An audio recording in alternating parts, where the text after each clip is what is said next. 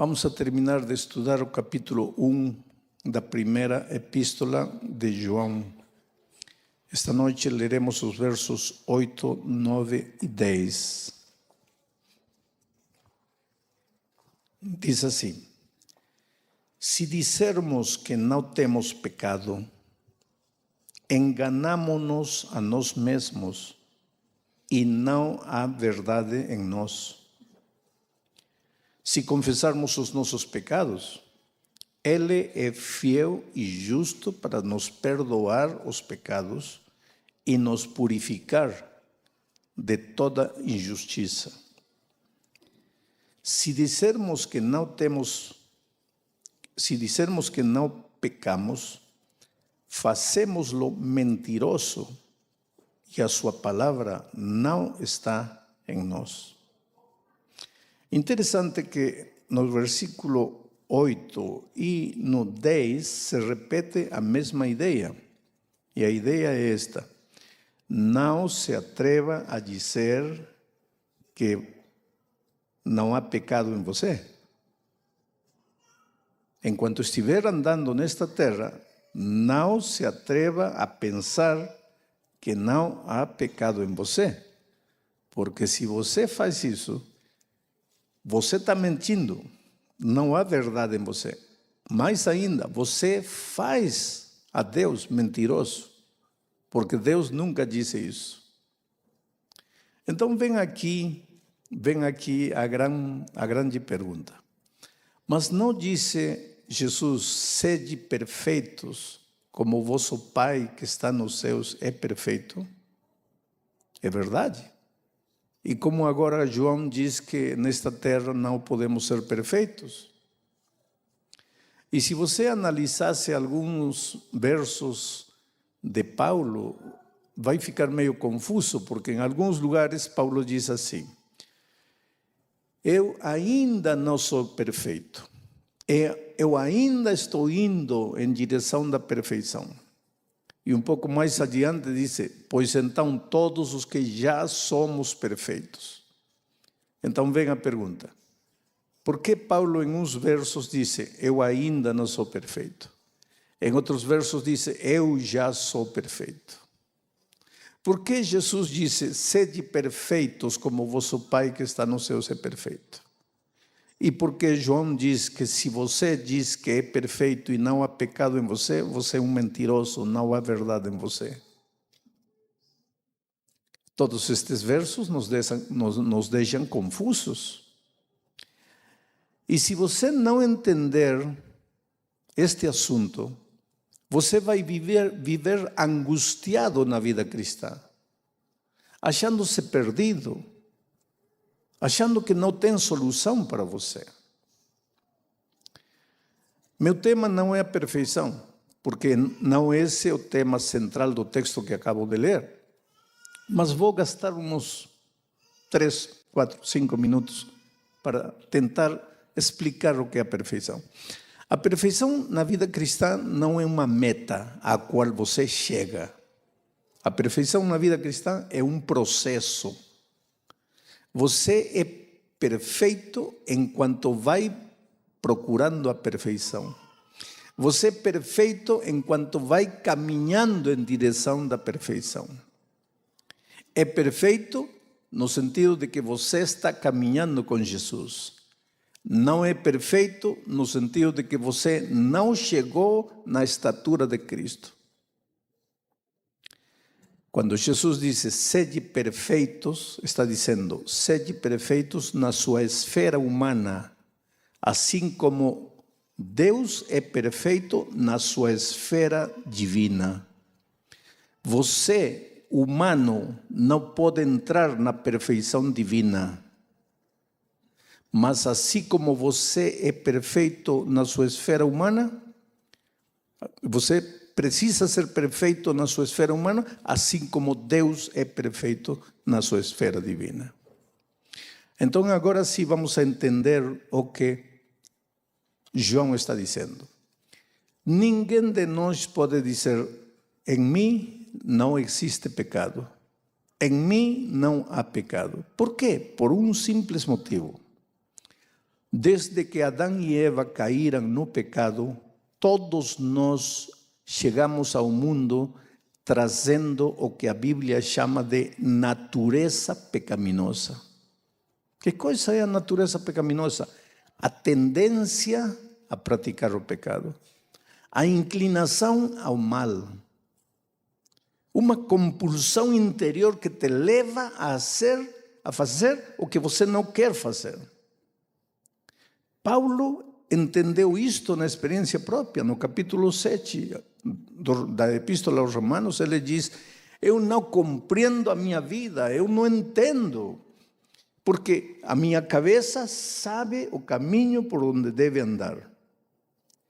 Eu conscientemente quero andar nos caminhos de Deus, mas de repente descubro dentro de mim uma outra pessoa, um outro Paulo que anda pelos caminhos que eu não quero andar.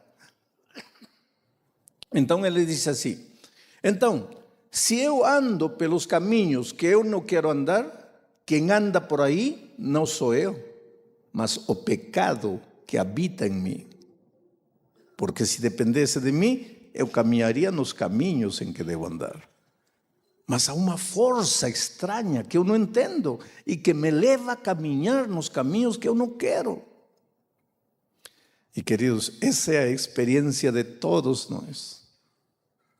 Todos nós sabemos o que Deus quer de nós. Todos nós pedimos a Deus: Senhor, ajuda-me a andar em teus caminhos. Todos nós queremos refletir o caráter de Jesus. Todos nós nos esforçamos por isso. E quando percebemos, já arruinamos tudo. Já praticamos o pecado. Já nos desviamos.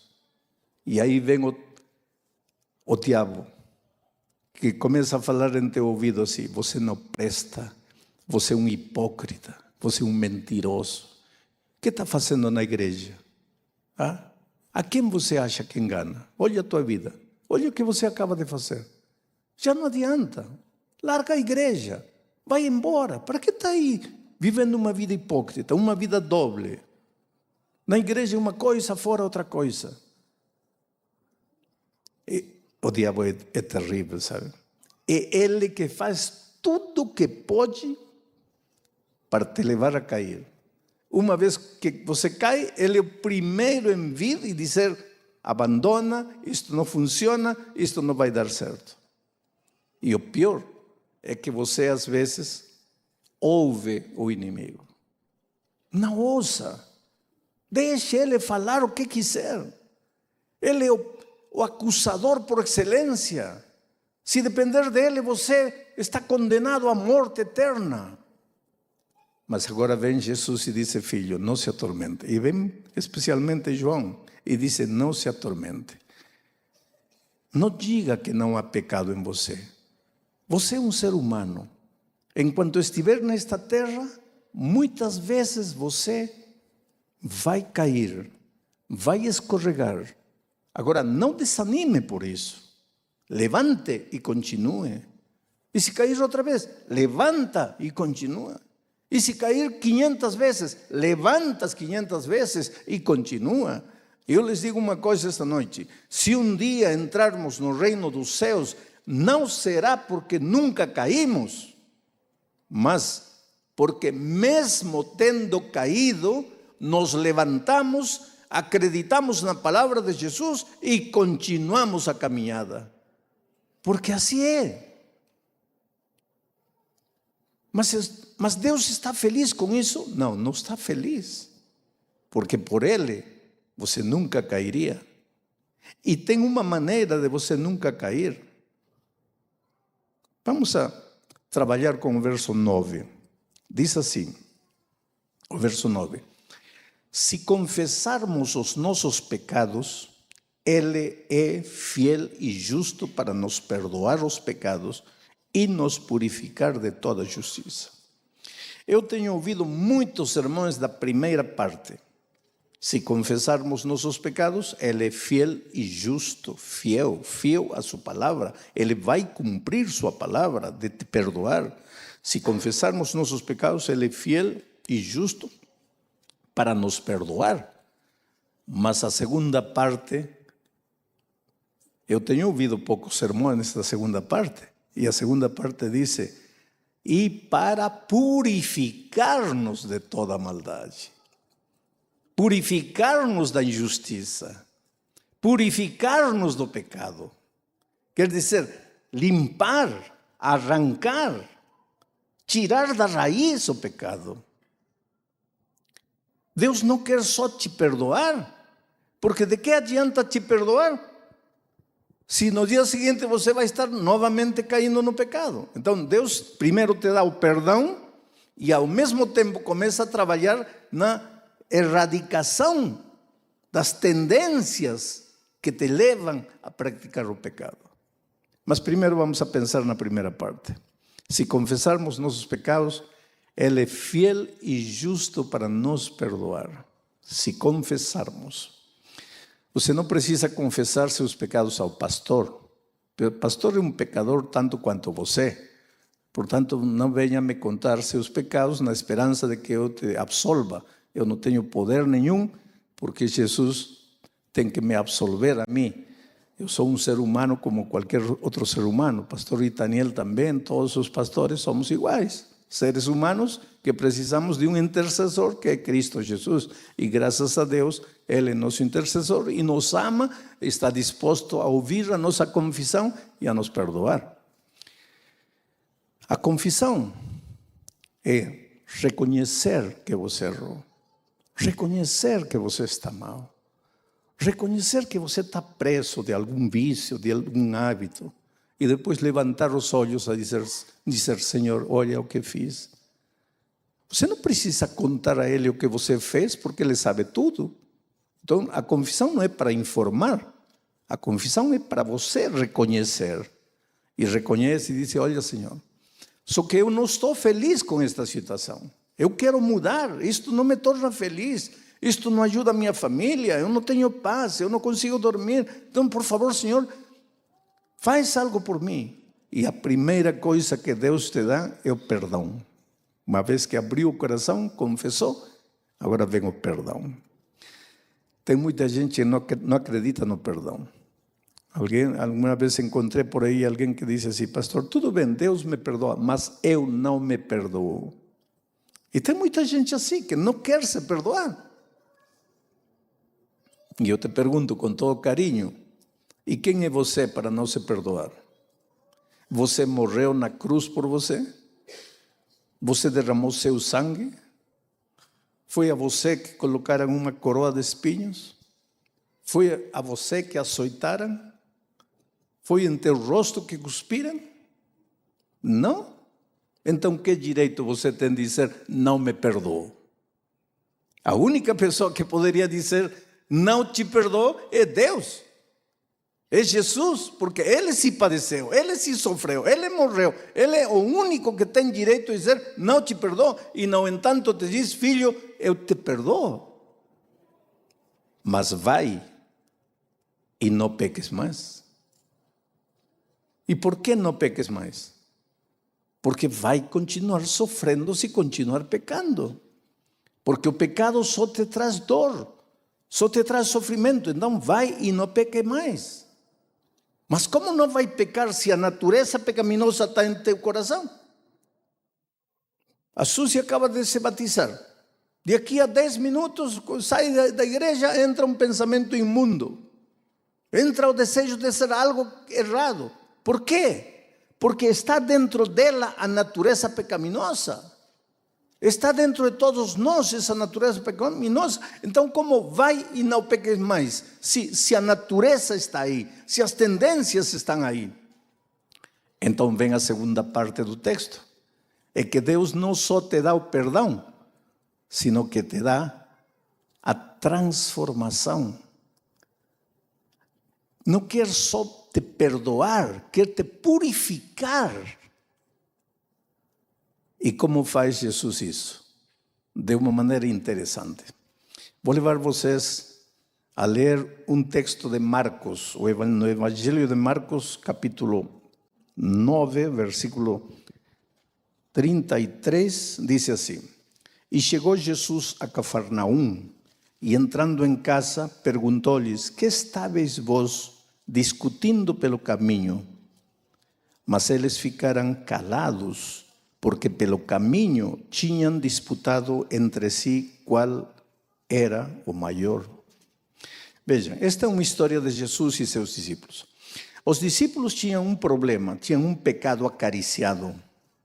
E não era pornografia, não era jogo a dinheiro, não era adultério, não era homossexualismo. O problema dos discípulos era um problema que nós achamos que não é problema, mas que para Jesus sim é problema, porque esse pecado dos discípulos era o pai de todos os pecados, e era o pecado do orgulho, da soberba. A luta para quem é melhor, quem é primeiro, quem merece, quem tem direito. Interessante como nós medimos as coisas diferentes de Deus. Porque vamos dizer que estamos na comissão de nomeações. E estamos escolhendo o ancião de igreja e temos 2 nomes, Pedro e João. E uns falam a favor de Pedro, outros falam a favor de João. E alguém disse assim: olha, Pedro é melhor, evidentemente é melhor. Só que Pedro é um pouquinho orgulhoso, mas tudo bem, é o melhor. Isso acontece todos os dias. Agora você nunca vai ver assim: bom, Pedro e João, Pedro é melhor, mas é um pouquinho homossexual, mas tudo bem. Isso jamais. Ao pouquinho orgulhoso, a esse passamos. Ao pouquinho adúltero, a esse não passamos. Porque para nós adultério é o pior. Orgulho passa. Com Jesus as coisas são diferentes. Para Jesus, o pior dos pecados é orgulho, é a soberba. E o problema dos discípulos era justamente esse. Eles eram orgulhosos, eles lutavam pelo poder. Porém, agora vem o assunto. Eles tinham descoberto uma coisa: que quando eles estavam em comunhão com Jesus, não podiam pecar. Por quê? Porque não existe comunhão entre a justiça e a injustiça, entre a luz e as trevas, entre Cristo e Satanás. Não há comunhão, não há.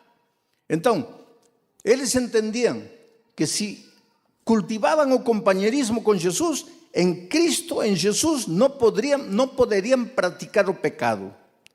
Mas às vezes o pecado é tão sedutor, ele se apresenta, ele te puxa e você não sabe o que fazer e começa a sentir vontade de pecar. Só que em Cristo não pode pecar, porque ao lado de Jesus não há lugar para o pecado. Então o que eles faziam? De propósito ficavam para trás, se afastavam de Jesus. E é isso que está contando Marcos. Diz que estavam indo em direção a Cafarnaum e Jesus percebeu que os seus discípulos estavam ficando para trás. E seguramente que ele começou a encurtar os passos para ver se eles chegavam perto, mas ele percebeu que eles também encurtavam os passos e evidentemente ele pensou: eles não querem minha companhia. Então continuou na frente. Quando chegaram a Cafarnaum, reuniu aos discípulos e lhes perguntou: o que vocês estavam falando quando vinhamos pelo caminho? E eles ficaram caladinhos. Por quê? Porque eles sabiam que no caminho tinham praticado o pecado do orgulho. Qual é a lição? A maneira que Deus tem de purificar-nos, a maneira que Deus tem de levar-nos para a vitória, é seu companheirismo. Seu companheirismo. Oh querido, quando as tentações venham, em lugar de estar fechando os olhos e dizendo: não vou pecar, não vou pecar, não vou pecar, fale com Jesus, diga para ele: Senhor, eu estou sentindo vontade de ir para lá. Eu não consigo, eu sou humano, eu não tenho forças, eu carrego esta natureza pecaminosa. Por favor, não me deixa, não me abandona. E se você está conversando com Jesus, vai acontecer algo maravilhoso. De repente, nesse diálogo com Jesus, nesse clamor, nessa oração, a vontade de pecar desaparece. Por quê? Porque ao lado de Jesus não há lugar para o pecado. Cada vez que pecamos, o que fazemos? Primeiro nos separamos de Jesus. Aí depois pecamos. Aí nos percebemos o que fizemos, voltamos a Jesus. Aí vivemos uma vida vitoriosa. Depois aparece a vontade de pecar, nos separamos de Jesus. Aí volta a dor de consciência, retornamos a Jesus. Nele não há derrota. Mas aparece a vontade de pecar, nos separamos de Jesus. Então, nossas derrotas constantes nos ensinam finalmente uma coisa. Nos ensinam a não separar-nos de Jesus. Mesmo que você esteja caminhando já, entrando num lugar horrível, sujo, imoral, num ninho de pecado, já está pisando a porta, fale para Jesus: Senhor, que vergonha, mira, olha, mas não rompa a comunhão com Jesus. E você vai ver o milagre que vai acontecer em seu coração. E de repente você vai se sentir vitorioso. Agora, a tendência nunca vai acabar hasta Cristo voltar, porque só quando Cristo voltar, isto mortal será vestido de imortalidade, isto corruptível será vestido de incorrupção. Mas isso quando Cristo voltar, até aí você não pode dizer: em mim não há pecado. Você tem que acreditar na promessa maravilhosa de Jesus Cristo. Mas eu quero chegar ao fim da minha mensagem esta noite falando do perdão. Oh, querido, esta noite ninguém tem o direito de sair de aqui pensando que não há perdão para você.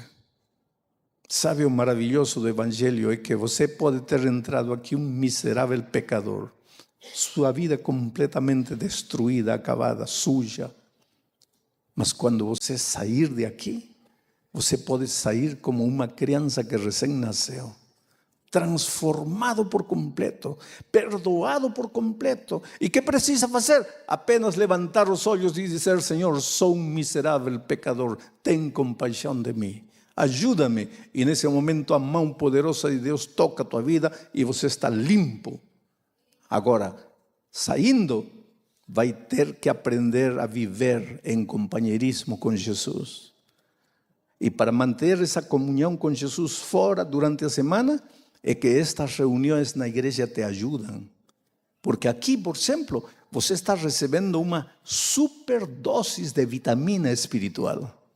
Então, quando você enfrentar a semana, você enfrenta vitaminizado. Agora, se você neste momento estivesse em casa assistindo a televisão e isso, aquilo, amanhã entra na semana, pois todo desnutrido espiritualmente, então vai ser fácil, vítima. Por isso, sempre que tenha culto na igreja, venha. Mas não entendo nada, venha. Da comunhão, o Espírito se move aqui. Este é o lugar, Davi disse: no teu santuário me esconderei. Algo tem a igreja, algo existe no templo, é promessa divina. O Espírito se move aqui. Você não vai sair de aqui igual.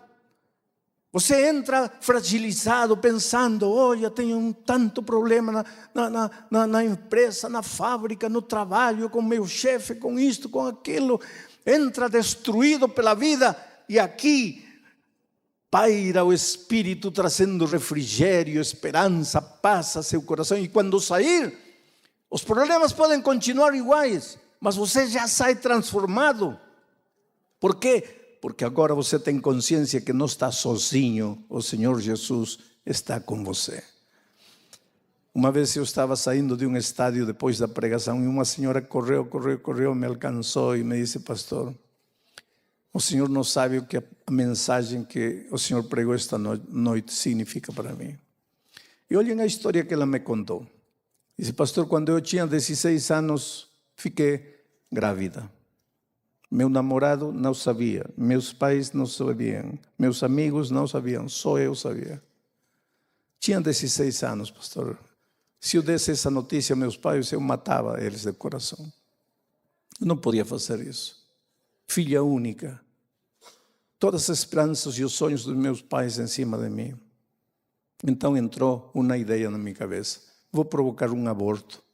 Falei para os meus pais que ia viajar visitar meus tios. Viajei para outra cidade, provoquei o aborto.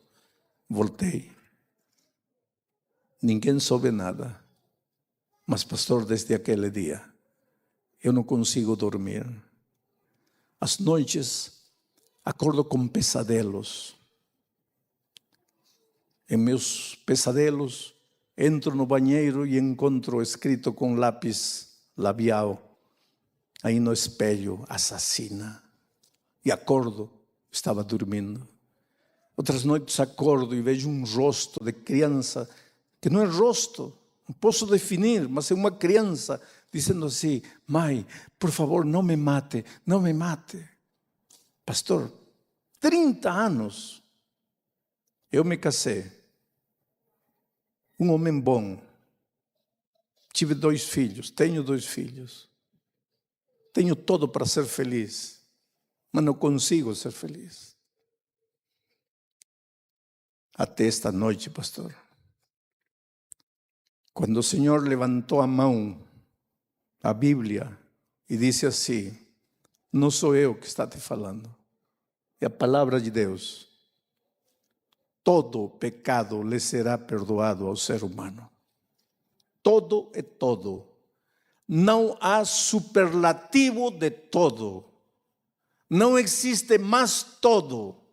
Não existe maior todo. Todo é todo. Todo pecado lhe será perdoado ao ser humano. Assassinato, tráfico de drogas, o pior do pior de pior. Imagina o pior. Esta noite, não sou eu que está te falando isso. É o Senhor, através de sua palavra: todo pecado te será perdoado. Volta para casa.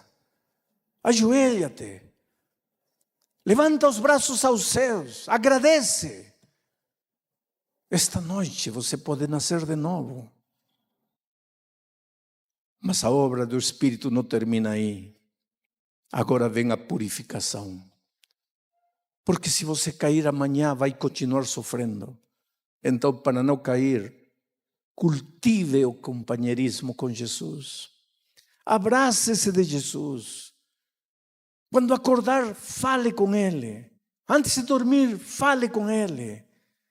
Deixe que Ele viva em você. Paulo disse: não vivo mais eu, Cristo agora vive em mim.